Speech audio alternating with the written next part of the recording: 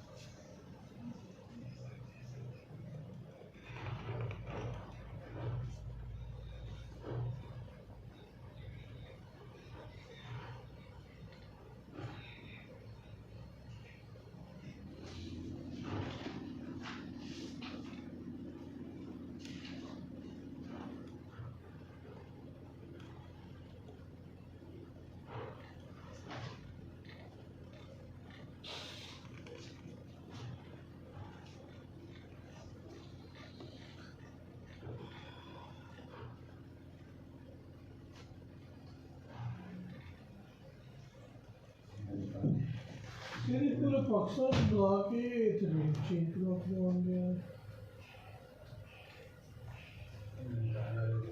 बाबा मुंह मारी और किसी ने जेरा इन्होंने बनाया बस ये हो मैं स्टेल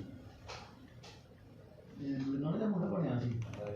ਇਹਨੇ ਮੈਸੇਜ ਨੂੰ ਕਰਤਾ ਇਹ ਉਹ ਉਹਨਾਂ ਨੇ ਸ਼ਾਇਦ ਮੇਰੇ ਖਿਆਲ ਚ ਇਹ ਖਾਂਦੇ ਤੇ ਬਹੁਤ ਪੈਸੇ ਕੋਸੇ ਉਹਨੇ ਕਿਹਾ ਦਾਲ ਬਣਾਉਣੀ ਇਹ ਕਹਿੰਦੇ ਤੇ ਉਹ ਖਾਣਾ ਕੀ ਖਾਣਾ ਉਹਨੇ ਦਾਲ ਬਣਾ ਕੇ ਇਹਨੇ ਮੈਸੇਜ ਨੂੰ ਕੀਤਾ message you are very amazed attitude not like this मर्जी तो मर्जी ਇਹ ਜੋ ਸੁਣਦੇ ਨੇ ਕੀਤਾ हाँ ਸ਼ੇਖ अच्छा वो दिन तब गए यार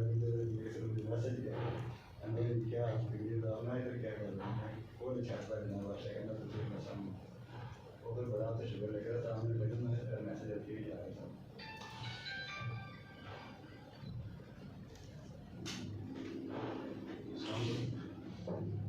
जी जी वालेकुम सलाम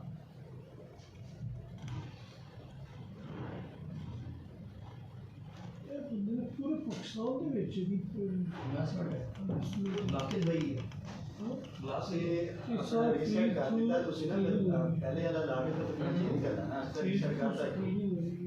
एक्टिव कर चलिए पूरे पाकिस्तान के ਵਿੱਚ कितनी रोज हमारे पास पूरा काम करो दो दोबारा कर देते हैं ये साढ़े केड़े ब्रांच दा है 14-10 का है जिन्हें मैसेज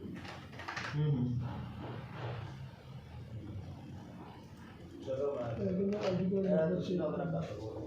आओ आईडी कार्ड नंबर ते आओ एक हेलो ना स्वागत वाशम डिजिटल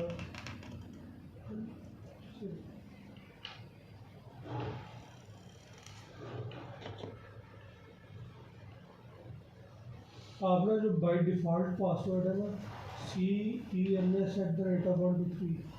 बोल गए सी कैप्स